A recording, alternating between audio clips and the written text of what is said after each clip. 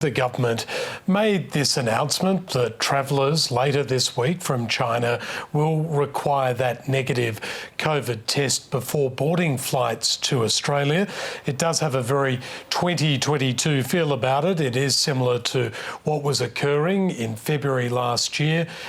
Again, the airlines will be having to maintain these records and implement these new requirements for flights from China. China itself is lifting substantial travel restrictions on the 8th of January, so a few days ahead these new measures will come into force. But the Federal Health Minister today, in a round of interviews, has defended these new requirements, despite taking a bit longer than much of the world to introduce them. Mark Butler says they strike the right mix and, of course, are not designed to deter resumption of travel between Australia and China. Let's hear from the Minister speaking earlier today to News Breakfast.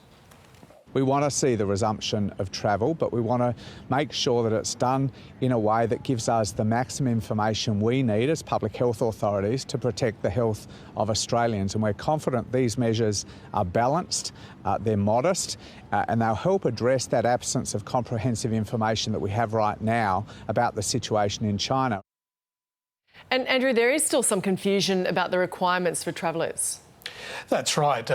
Leading some of these concerns are the airlines themselves, as well as the Airports Association, which points out that a destination like Hong Kong could be problematic for this new rule. A lot of Australians firstly holiday in Hong Kong, but also it's used as a transit point back to Australia from other international destinations. So it's not entirely clear whether someone spends a few hours in Hong Kong on their way home, whether they'll also have to submit a negative COVID test. A lot of these details appear to still be being worked out.